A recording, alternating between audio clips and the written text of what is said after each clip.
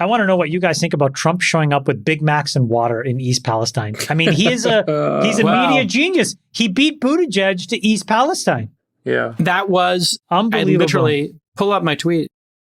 I think this is the power. We because Trump has been out of the public discourse for 2 years. He's a media savant. He is a media savant. Literally, Biden is in Ukraine, saber rattling over air sirens that may or may not be true. They were fake. Who cares? Well, who cares anyway? Well, no. It doesn't matter. No, it does matter. No, hold on. We do. Actually, how do you know you were there? Okay, because I don't need to be. Hold on a second. I don't need to be there because Jake Sullivan participated in a press conference, and he was asked by a CBS News reporter if the U.S. gave the Russians any kind of heads up that the president was going to be in Kyiv. And what Sullivan said, and I quote, is, "We did notify the Russians that President Biden will be traveling to Kyiv. We did so some hours before his departure for deconfliction purposes." You know what deconfliction is? Right. It's when the U.S. tries to avoid an accidental conflict. And, Putin's not crazy enough to try and assassinate Biden. So the Russians were not attacking Kyiv that day. In fact, they haven't attacked Kyiv, as far as I know, for weeks. So these air raid sirens were basically just pure theater. But the amazing thing is that if you don't know that Biden orchestrated is my point. People on your side. It. Come on, Jason. Don't be so gullible. But that doesn't mean Biden pressed the button. So don't also take it to the other extreme. Please. It was theater. Who knows why the siren went off? But put it aside. This was a joint event between the Biden administration and the Zelensky team. They organized it. The whole thing was choreographed. Okay. How did that red carpet get there, Jason? Was that an accident too? Okay, let's put that aside. You're acting like this is just accidental. I mean, how gullible Let me give you your GOP. Let me give you your GOP win. Donald Trump is a savant, and he went to America, to the place that we were reporting on the underreported story. People in East Palestine are being ignored, and he comes there to help the people of America. I give you all credit. Your guy, Sachs, did the most amazing media move in history. He went to middle America where people are suffering, as opposed to a war that nobody wants to be in and spend all that money on. We won't spend money cleaning up East Palestine, but we will go spend billions in Ukraine. Go. All right. Go ahead. You want to know what this reminded me of? And you may think this is a weird connection, but it reminded me of the ending to the movie Boys in the Hood. Do you remember what happens at the end of that movie? No, I haven't seen it in years. Go. Okay. It was 30 years old, but Ice Cube, plays this character Doughboy, and his brother gets killed. Yep. And at the very end of the movie, he gives this speech to Cuba Gooding Jr. where he says, I turned on the TV and there was all this shit about violence in a foreign land, and there was nothing on my brother getting killed. All this stuff about what's happening in foreign countries, nothing about what's happening here. And then I think the most memorable line was, either they don't know, don't show, or they don't care what's going on in the hood. Right. So what's going on here is the people of East Palestine, Ohio, are being engulfed in a plume of carcinogens and toxins. And Biden is off pursuing this crusade in eastern Ukraine. And it's not just him. I'll dish out to Mitch McConnell as well. Mitch McConnell was on TV. Those are the neocons of our neocons. Yeah. McConnell was on TV saying that the number one priority of the United States right now is defeating Russia in Ukraine. It's not helping the people of Ohio. It is not securing the border. It is not solving crime in our cities. It is not making our schools better. It's running off and basically supporting this war in Ukraine. So both these octogenarians, Biden and McConnell both, they either don't know, don't show, or they don't care what is happening in the United States of America. He's a genius. But it's not even genius. I mean, it's so obvious that you go there. It is so obvious. Nobody wants to be in a forever Buttigieg wall. didn't go there, and Biden didn't go there. It's not genius. It's DeSantis obvious. didn't go there. Where's DeSantis? He should have gone. He hasn't declared yet. He hasn't declared yet. Make a trip. I think the most senior Democratic person that went over there was Josh Shapiro, who's the governor of Pennsylvania. He got there before Buttigieg. What is going on? It's a never-ending war, and so this is nobody wants to fight a never-ending war. This is what got Bush in trouble, right? Like, this was the big critique. It's like, we're spending all this money over in the Middle East on these conflicts. Well, you're talking about Bush Senior. Yeah. So let's contrast this with Bush Senior. I think actually it's a good analogy. So with Bush Senior, Bush actually, this is in 1991, he won the Iraq War. That was actually a stunning foreign policy success because he actually didn't go too far. He didn't go all the way on the road to Baghdad the way that his son, George W. Bush, would, creating an epic disaster. So Bush 41 delivered a victory there, and he still lost election. Why? Because he seemed out of touch. He wasn't focused on domestic problems. The American people want an American president to focus on American problems. And even if Biden delivers some sort of victory in Ukraine, if he ignores these festering problems at home, then he is, I think, vulnerable for this reelection. But I think the truth of the matter is that this war is going to turn out much worse than the Iraq War did in 1991, because in 91, we showed restraint and we knew what our vital interest was, and we kept our objectives limited and we kept the timetable very short. What is Biden doing here? Biden won't tell us what the objective is. It's just whatever the Ukrainians want. He won't tell us what the timetable is. It's basically for as long as it takes. And then meanwhile, this week, you had Kamala Harris go to the Munich summit declaring that the Russians are guilty of crimes against humanity, which that's something that we could have assessed after the war. Think about the incentives you're now giving the Russian leadership. Before, we said that we just wanted them to leave. When you accuse them of war crimes, it implies that we're going to go chasing them all the way to Moscow. They're not going to want to end this war. They can be put on trial at The Hague. I mean, this is highly inflammatory. So, this thing is not going in the right direction. Yeah.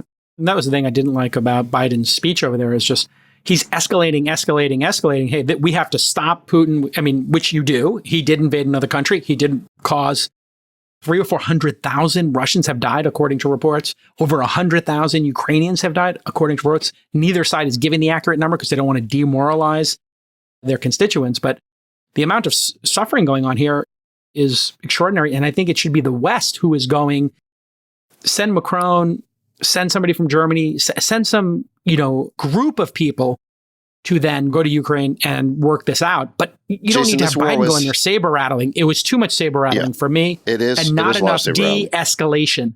We need de-escalation in these situations, not saber rattling. I agree with you, Jason, but Biden has really painted himself into a corner here, because before the war, he refused to take NATO expansion off the table. He refused to recognize the Russian interest in Crimea.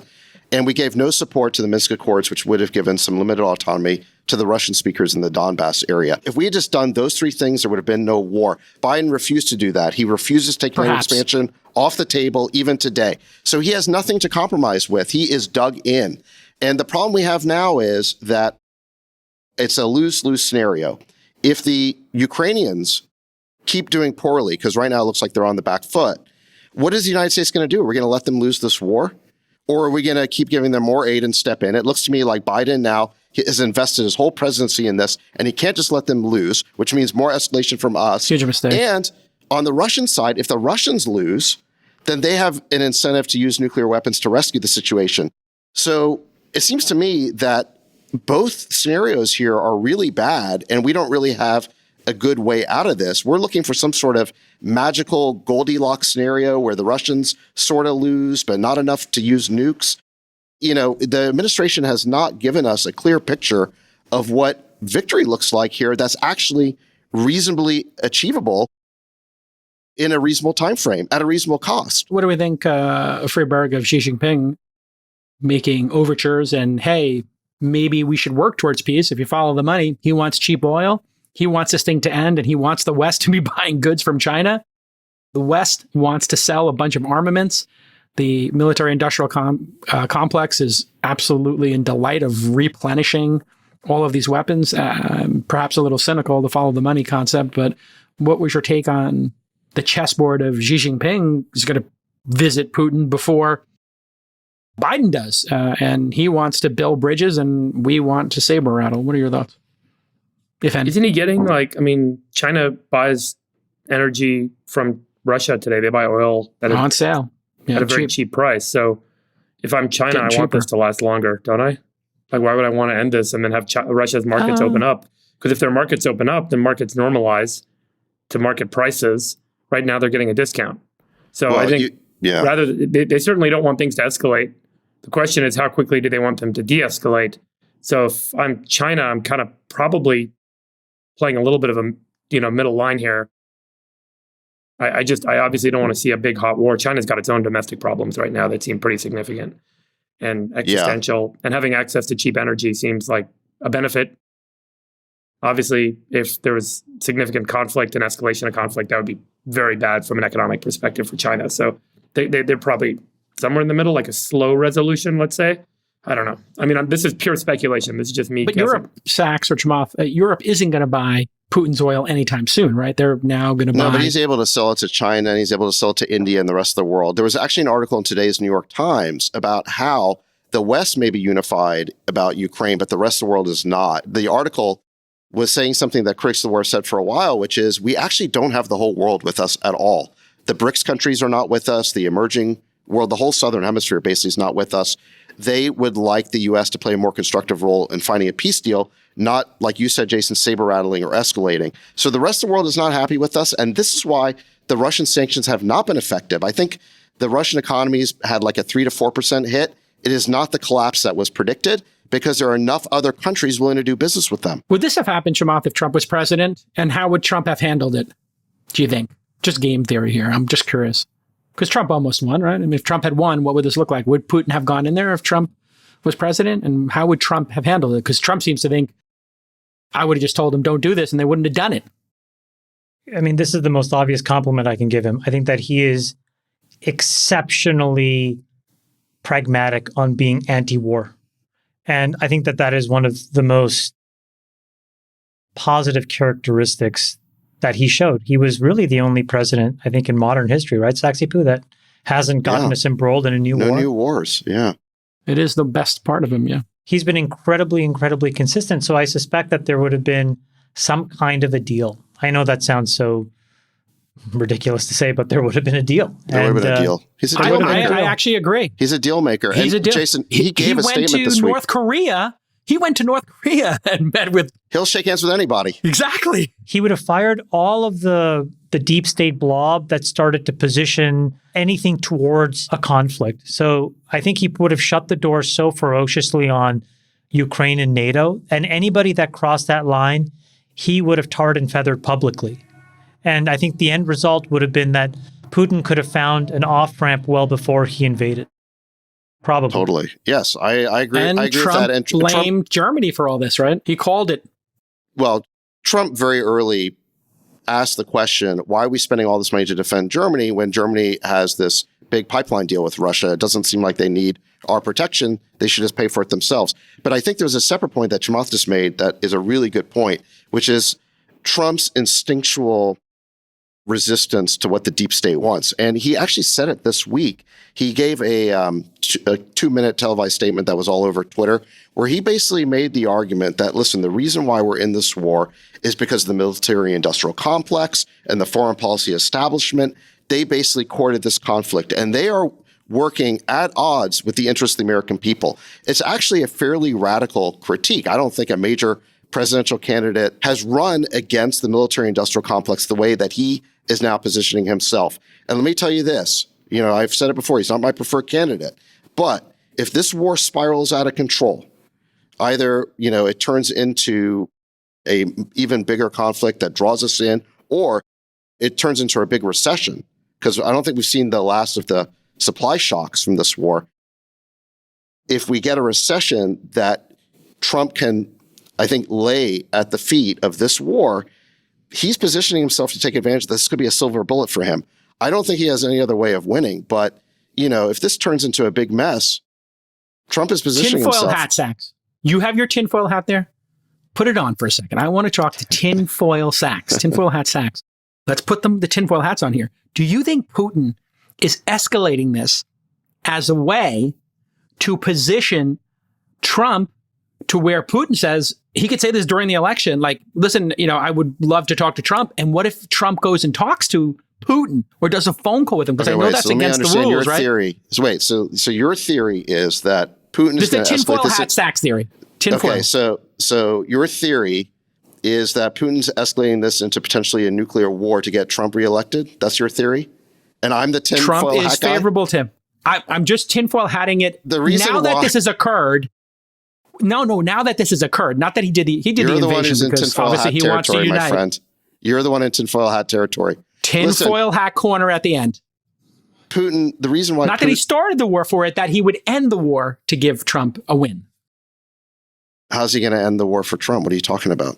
During the election, he does a call with Trump and he says, I talked to Trump about this and I'd love to do some negotiations with Trump. I've always had appreciation for his ability to help negotiate things. I would feel better about negotiating with Trump, who hasn't saber rattled and told everybody in the world that I have to be, that there isn't regime change. So, I think it's really interesting how you come up with these conspiracy theories and then attribute them to me and call me the tinfoil hat guy. But it's look, a joke. No, listen, it's literally a joke. I know but it's you a joke, just said this is his silver bullet.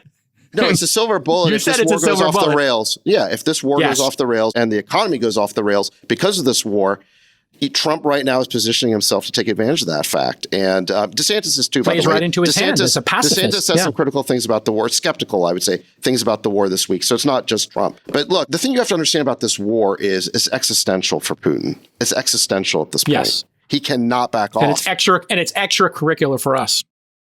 Yeah. Yeah. And that's why what it comes down to. Obama said back in 2014 that the Russians have escalatory dominance. They will always climb the escalatory ladder all the way up to nukes if they have to. And the sooner we recognize that fact, the better off we're going to be. I think the good news is that we Trump are. speech that he did, where he kind of highlighted. I didn't see the speech. Was it good? Here, We just talked about it. It was 2 minutes. It was fabulous. Sachs just mentioned it.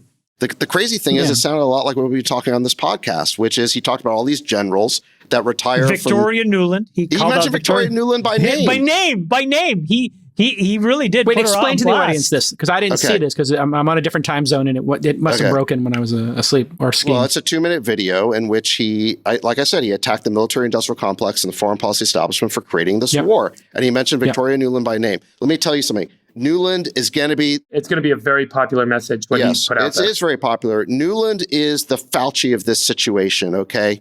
The same way that Fauci was supposed to be protecting us from viruses and then funded gain-of-function research. Victoria Nuland... Now we got a label. Let me tell you something. We just got labeled COVID-19 misinformation. Victoria Nuland was supposed to be our chief diplomat with respect to Russia and Eastern Europe. And what did she do instead? She ginned up this conflict. How? Ginned up. We backed an insurrection in Ukraine in 2014. Jason, if you didn't like the insurrection of January 6th, let me tell you, you aren't going to like the insurrection that she staged in Ukraine, because they brought in these Ukrainian far-right nationalists as the muscle. And that is what created all these problems. Did he bring Big Macs? Did he bring Big Macs with him? Did you say he brought Big Macs to East Palestine? He brought fast food to them? Yeah. I don't even know what you're talking about. He showed up with Big... You're ignoring what Sachs said, but... No, I got it. I am not disagreeing with him. I think if you want to understand the roots of this conflict, have never been popular. Nobody wants to be in a forever war. Yeah. But let me explain why he mentioned Victoria Nuland. He mentioned her because she was the State Department official who was responsible for backing this insurrection of a democratically elected leader in Ukraine in 2014 named Yanukovych. Okay. Yanukovych was doing a balancing act between Ukrainian nationalists and Russia. And it was a very delicate balancing act. And we basically toppled him. And ever since then, the relations with the Russians over Ukraine have been headed south. If you're wondering why Putin seized Crimea, it was in direct retaliation for the coup that we backed in Ukraine in 2014. This is the origin of the conflict. And, if you want to understand where this comes from, you have to go back to this. And the fact that Trump's willing to talk about it is pretty incredible. I think that the good news for us is I think that heading into June and the debt fiasco that's looming, I think we're going to, and I think this will help a lot, get distracted with domestic issues in the sense that it'll take some heat off of escalating all of this foreign adventurism. It's such a scene, like this is such a scene from Wag the Dog. Every time there's something inside the United States that we should really focus on, we have this Wag the Dog moment where we get distracted by some adventurism abroad and we forget and we lose sight. So we have this East Palestine thing right now. In June, we're going to have to come back to terms with this debt ceiling issue, which is a huge one. How we're going to resolve it, it's not clear. Just this week, the Federal Reserve basically said, hey, folks, we're taking rates to 5.5 plus, and they're going to stay there. That seems like no news. People just seem to digest it and move on. It's really incredible how we just find we are like what is it, Jason? The dog that chased the bumper and caught the car or whatever? Yeah, you caught the bumper. We got plenty of big problems here in the United States, plenty of big problems. And I don't know that wag the dog works anymore because I think the American people want, like I said, they want an American president to focus first and foremost on American problems. And even remember, Bush Sr. in 91 won that war and still lost re-election. Still lost. So I don't think wagging the dog works anymore. It works for some short period of time, especially while the media are portraying this and to your point, theater, by the way, air raid theater, but eventually the people smarten up. You're so right. So that issue, think about Bush. Bush came off of the Persian Gulf War with like a 91 or 2% approval rating. I mean, we've never seen anything like it, but he violated a simple tenet of his domestic policy, which is read my lips, no new taxes. Boom, lost. And it was not even close in the end. So I think you're right. I think people really care about the economy. Go Nikki Haley. And how much debt do we want to go into over foreign wars? The only thing I ever liked about Trump was his policy of not starting wars and not getting into them. And Americans want to focus on our Jason, balance sheet. I'm a balance sheet voter right now. I'm voting based on who is going to be fiscally responsible. Me and Freeberg are in the same boat here, I think. We better be real careful in how we handle China because you had Blinken on all the Sunday shows basically denouncing them, expressing outrage that they might support the Russians, acting shocked that they could do that. We don't even have the ability anymore to understand that other countries do things in their own interest. And we can't accept that. And instead, we act as if foreign policy should be conducted according to this morality play that we've created. And if you don't do what we think is right, then we're going to express all this outrage and condemnation at you. And somehow that's going to get you to violate your own interests. That's not the way the world works. And what we're doing right now is pushing China and Russia together into a new Axis bloc. This is very foolish, very foolish. Even during the Cold War, okay, we worked to keep Russia and China apart. And whatever you think of those regimes today, they were much worse back then. Remember, the Soviets, you had a Stalinist regime. The Chinese had Mao. Those were two of the three biggest mass murderers of the 20th century. And Nixon and Kissinger still went to China and shook Mao's hand and toasted him because it was important to keep China and the Soviet Union divided. And what are we doing today? We are basically pushing them together with all of this condemnation and outrage. It is not a smart strategy. Can't disagree. We need to be building bridges with India.